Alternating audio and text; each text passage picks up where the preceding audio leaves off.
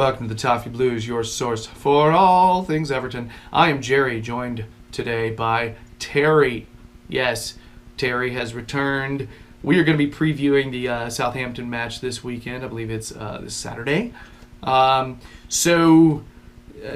a quick...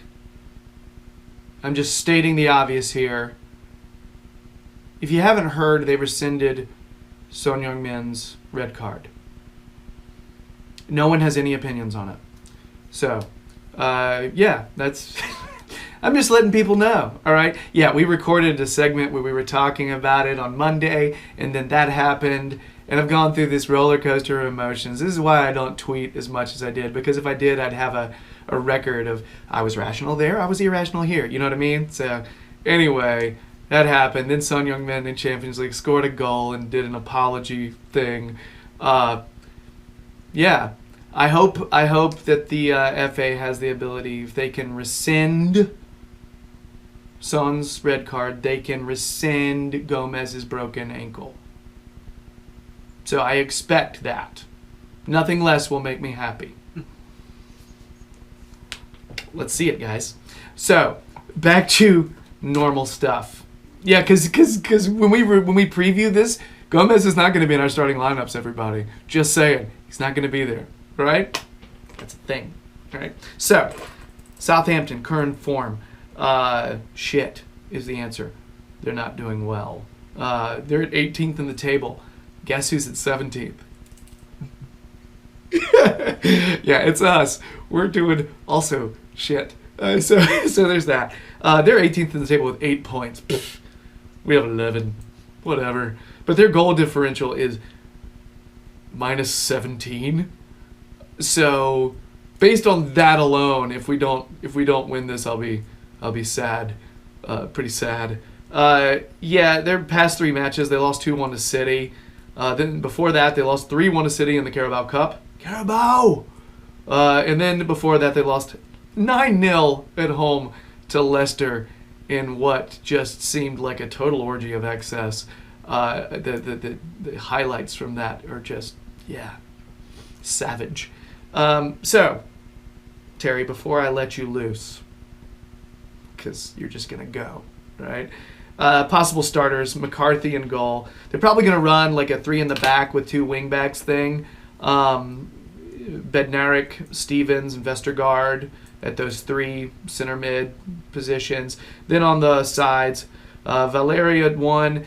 Maybe Cedric Suarez. I believe he's healthy, so I think he may be back. However, he did just declare, hey, I want to leave Southampton at the end of the season.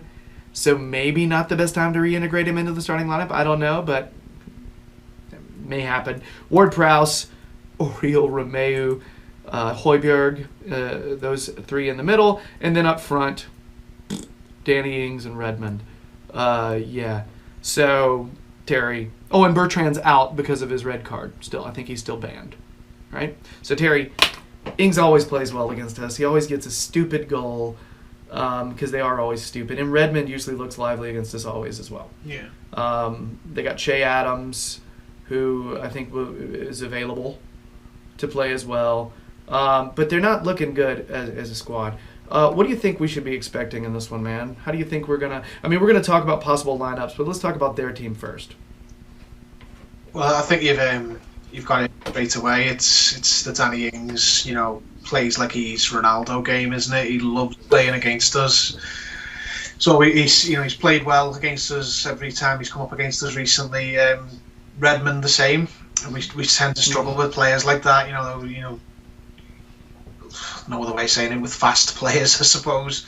Adams, I actually haven't seen too much of him. I wanted to see how he was getting on, because we were linked with him, weren't we? We were heavily linked with him at one point. So obviously, either wasn't anything in it, or it just never came off.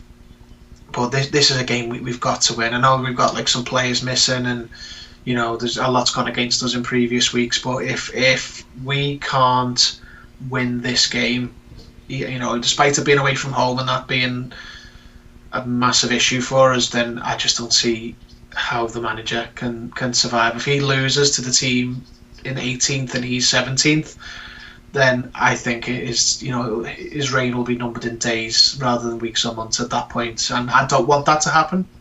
I think there has been a reaction since the was the last international break. Obviously, we haven't, we've won the Carabao Cup. We beat West Ham. Things went against us against Brighton. Although that's not the whole story. And then obviously Right. Spurs as well. If we win this game, and especially if we win the one after, then you could say, between the two international breaks, there was a bit of a turnaround thing. We're 6 points away from fifth. Win these two games, things look better. Lose, or in fact, don't forget lose. If you just don't win this game, then it looks like it genuinely becomes a crisis. I think then. Mm-hmm. Well, let's think about it. We have the injuries. I thought with Gomez back in our lineup, we looked like a stronger squad. So he's not there. Then there's the fact that it's an away match. And there's the fact that it's down south. And notoriously, we suck even more when we go South Coast. So, some may say that's a coincidence. Maybe. That might be. All right? But the stats don't look great in those kind of instances. I think every time we go away anywhere, it's probably the same on every part of the map. It's like every time we go to the northeast or the northwest or the Midlands, or it's like everywhere we go away we're bad. It's not just the South Coast. It could be the people who are actually making the trip who are so miserable, and they're just like, I went all the way there. Every time we go all the way there, we look like shit, and they're just kind of, because they have to go through that and spend so much time on the train and everything. I don't know. It's going to be an interesting test though, because Southampton do not look good these days. They don't. However, they have a almost fully fit squad. They have almost everybody available, and that's something that Silva's going to be fighting against. So, let's talk about starters for us. All right. Terry, give me what you think is going to happen. I don't know, but I've written down a possibility. I'm really worried that it looks really familiar. So, what do you have, and then we'll contrast and compare. I think it will pretty much be just Schneiderlin for Gomez and Sigurdsson for Delph. So that'd be Pickford, Sidibe, Holgate, Mina, Dean, Schneiderlin and Davies, Sigurdsson ahead of them, and then front three of Walcott, Richarlison and Iwobi. Because going off Silva's comments in his press conference, he seemed pretty happy with the way we played, apart from the mistake for their goal at the weekend. So I don't think he'll... I mean, you never know, but I don't think he'll make more changes than the two enforced ones, which, no one wants to see Schneiderlin, and, most probably don't want to see Sigurdsson, but at this point with the injuries we've got, I don't think there's any getting around that. I think the best we can hope for after this game is Delph to come back and probably replace Schneiderlin, but Sigurdsson's going to be in long term now. That's what I was going to ask. I wasn't sure, because we don't have a lot of depth in that central area right now. And to be honest with you, depth out wide is not exactly looking great right now either, with Bernard not being available at the moment. Any chance, I'm just asking, man, so don't jump all over me. I mean, you always do, and you're like, I'm Terry, I know it all. No, but, because you say that all the time. But any chance that he, for some reason, finds a way to stick with a 4-3-3? I realize his 4-3-3 was loose in nature last match. I just remember I had an interesting Twitter exchange with the very kind, who he was kind when I was interacting with him, the Icelandic stats guy. He brought to my attention Sigurdsson has actually played in a 4-3-3 in a lot of Iceland's qualifying matches. I never realized that. and it's something he has experience with. So instead of him being so far forward, is a possibility Silva tries to implement this, or do you think this is just plug and play going back to the way it was? Because I worry if that's the case, that we have a very boring attack at that point. You know what I mean? Yeah. No, I think he'll. I think he'll go back to the 4-2-3-1. He didn't really play 4-3-3. He did on paper, but it was. It was ish. Yeah. It was ish. I mean, when you watch what those three center, they were kind of taking turns. Mm. You know what I mean? Kind of taking turns going forward. It's almost like all three of them were kind of playing very similar roles, just at different times. Yeah. You know what I mean? It was like, okay, now you go. Yeah. You know what I mean? And so it was, yeah. But we definitely, I doubt he's going to do that. I agree. To be fair, if you've got three central midfielders out injured, then you're going to struggle to make a three-man midfield, aren't you? Like, you can see now why he wanted Decore. You know, if yes. Oh, I know. I got why he wanted Decore in the first place, and I was really annoyed with the lack of depth in the beginning. I remember we talked about it a few times, and I feel like you were like, "No, Gerry, that's dumb," because you always say that. No, it was. That's one of the things, because just one of those players injured, and it sinks a lot of our flexibility.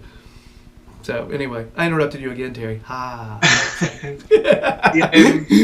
Yeah, I think he'll go back to the 4-2-3-1. I think he'll probably stick with the 4-2-3-1 even when Delph's back. Obviously, Gbamin and Gomez are out long term. Can't really say Gbamin and Gomez lately. That stinks. I like saying it. I know that probably would have been the first choice pair, and then maybe Delph with them eventually. But you know, he's been poor recently, Sigurdsson, but he's not a bad player. He just needs to now we need him. We really need him to turn it back on now and be this top player that that he can be. Like, he's a quality player. He's just not playing very well at the minute. And if you've got three central midfielders injured, we can still play three central midfielders in after a fashion. And if you look at them, you see one player. Snadlin is what he is. Davies is playing well, but he's young. Sigurdsson, you're the one who needs to step up and take that responsibility. You need to drag the team through. Whether he does or not's another matter, but I don't know. Can I Sigurdsson in it? Yeah. Question: is it possible that he doesn't start Sigurdsson, instead throws Richarlison onto one of the wings, Iwobi or Walcott on one of the wings, and then starts... actually, no, not Iwobi. Puts Iwobi in that position he was playing before, in for Sigurdsson, okay?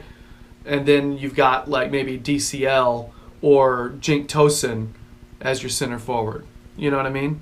So is it possible that because I feel like that would vary it up. If you've got Walcott on one wing, Iwobi in the middle, Richarlison on the other, and then one of our center forwards playing center forward. You know what I mean? Like, I feel like that we were kind of going with that system with Iwobi playing center mid, and we were playing well. It was giving us a little variation. He was giving us a little more penetration through the center. Mm. Is that possible? Could we see that? I agree with you. The most likely scenario is Sigurdsson. Mm. Because he's one of the best players that's not starting. But I just wasn't sure. Yeah, I hadn't thought of that. That's a good point. I mean, my initial reaction was not while Bernard is injured, but then if you could always put Richarlison back out on the left and play one of the three other strikers who've all got a different claim. Calvert-Lewin was playing well and scoring. Moise Keane's the new player and he needs to get a chance. And Cenk Tosun scored the equaliser the other day. So. And he got an assist recently too. Mm-hmm. So there is a lot to be said for that. I don't know whether is he that brave, because that would probably piss Sigurdsson off a lot. Now that doesn't bother me or you, but it might bother a manager who needs to probably rely on Sigurdsson going forward, because there's a lot of games coming up. So I would be impressed if he did that, because it'd be leaving Sigurdsson out while there's three midfielder injuries, and that is literally sending him a big message that you're not one of my key men. Yeah. I prefer that. I think that's far more mobile. I think you get a lot more out of Schneiderlin that way, because Schneiderlin's best games, in his Everton career were when he had Barkley in the team ahead of him. And I can see Iwobi playing that sort of role where he literally, whenever Schneiderlin gets it, instead of looking for a pass backwards, he just gives it to Iwobi as his out ball, as his ball carrier. Because Sigurdsson isn't going to play that role. Which is probably why Schneiderlin's not being very good, because he's constantly passing backwards because he probably hasn't got an outlet ball that he feels comfortable with. But I think Iwobi could do that. So if we lined up like that, I'd be happy. I think that would get a lot more out of that 4-2-3-1 formation than with Sigurdsson. But it'd be a big call from the manager considering the injuries he's got to leave Sigurdsson out. It's hard to say right now because Marco does seem brave right now. He is taking some chances. He is taking some chances. I'm still trying to figure out the bizarre choice to put Moise Kean on the wing. But whatever. For me, I'm okay with Moise Kean just getting minutes. Yeah. I want him to get used to the league. I want him to put, yeah. So, but at this point, also, it's hard to be as focused on player development as you are with getting some damn results. I feel like that's your priority, and it's like figure out a way to get some points, get some stability, and then gradually player develop at the same time, simultaneously, But it's like one has to kind of come before the other, But if you do nothing but think about just win, just get results, then you're at Allardyce ball. Yeah, I think if the team had been winning and we're in a good run of form, then no one would be upset about Moise Kean. Like, a lot of players sometimes do need that bedding in period. The top teams who regularly win most of their games, they always do it. They bring young players in and don't just throw them straight in. Or if they've got European games, they play them in there. Mm-hmm. Obviously, it's a little bit different at us because we're not playing well. We don't have those extra games. So and he was an exciting buy, wasn't he? So everyone, myself, this is a little bit let down that we've not seen more of him, especially when the team's not been playing well. But I suppose we have thrown players in and they've struggled in the past, so maybe they're trying to avoid that happening. But at the minute, Calvert-Lewin and Tosin are both, they have a case to say, well, we're playing better than he is, so you can't, start playing him over us. But maybe the answer, I mean, it won't happen, but maybe the answer is playing more than one of them. I don't mean in an orthodox, 4-4-2. I think those days will never come back. But if we did manage to get a proper front three going, even if whatever we patch together in midfield, based on who we got, if we got a real front three going with Richarlison, Keane, and Calvert-Lewin or whatever, then you might start to see more from Keane. You might see him getting more minutes. Maybe that is the plan going forward. But whatever the plan is with Keane, it's probably not being helped by having all the midfielders out. We're having to go back to 4-2-3-1. That's the problem. Is like in order to get that legit front three, you have to have that legit middle three. And that's not easy. Ah, man, such a weird game to preview because of our injuries, because of the state of how we've been kind of, maybe performing halfway decent but not getting results. When you see what Silva's doing when he's tweaking formation, tweaking lineups, it's weird to preview it because you're almost certainly going to get it wrong. I think what you do is what we've done is just give a bunch of options and say, hey, it's going to be one of those probably. And I saw a picture of Gordon in first team training as well. Yeah. I mean, I can't imagine he's going to be on the bench or anything, but hey, first team training for the young guy. Yeah, regardless of what's going on elsewhere, you'd always want to see that because we won't be in bad form forever, and not everything has to be fatalistic. We need to play him now. It's like no, just let him come into it's probably a big deal to him. Never mind playing. Yeah, it's immediately like it's like Ellis Sims, put him in. We need the goals, and you're like, no, not yet. He's a great player. Let him let him do it against some like League Two opposition first. You know what I mean? Yeah. Let him play against some, gradually grow, get stronger. Yeah. Chucking him in there in the very, oh man. Yeah, exactly. I mean, I just wish we'd made more of the early, the other games we'd had so far when we didn't have as many injuries. Because now with no Gomez, no Gabam, no Bernard, those three players for me. When I buy Football Manager later in this month, I will be playing all three of those players in my starting team. So it just goes to show that, and possibly Delph as well, goes to show that the players we've got out are not peripheral players; they're all starting players. So it's going to be difficult. But this is what we've got a lot of players who've been a lot. We've got players who've won trophies. You've got players with big names, big price tags. It's time for them to stand up and be counted on. Tom Davies probably didn't expect to be playing as much as he's probably going to now with the injuries we've got. He'll probably play every game through till Christmas now. He seems fully ready to do that though as well. You know what I mean? Like he's like maturity wise, physically, he seems like, hey, give me a run. Yeah. That's great. And you know what? I'm totally fine with it. He's proven to be very reliable lately. Going to be him and Delph with another, depending whether that's Sigurdsson or whether that's Schneiderlin or what have you, or Iwobi, but it's going to be those two. So we need Delph to really step up when he's back, and I've got every faith Davies will, because we've seen since he's come in, he's been a revelation. But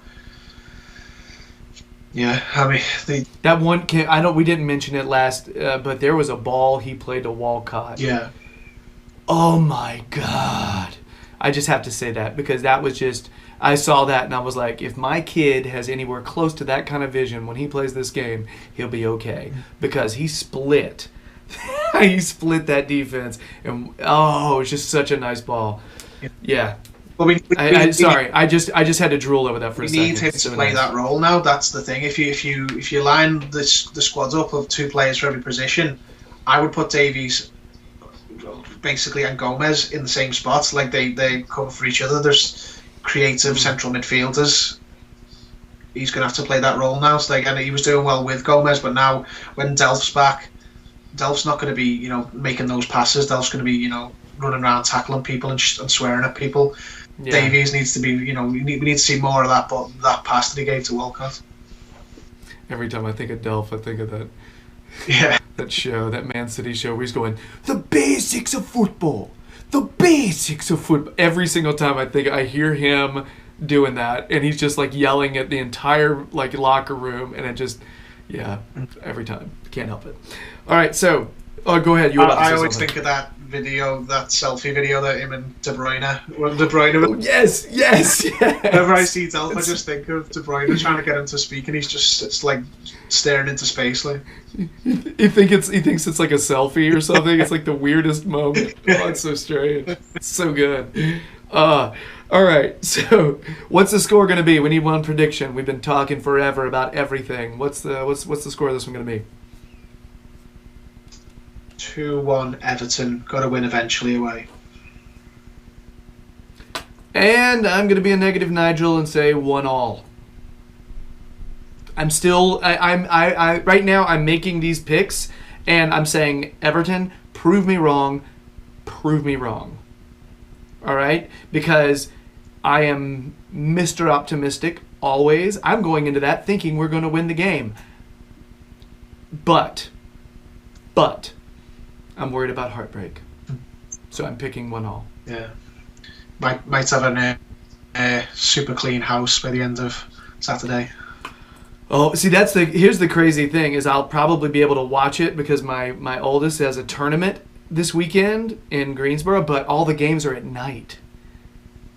So it's an outdoor tournament, but they're playing like under the lights at night. So it's the strangest thing. So Saturday morning, I may be able to actually get to watch the game, like instead of having to record it or watch it on NBC Gold later on. So yeah, interesting.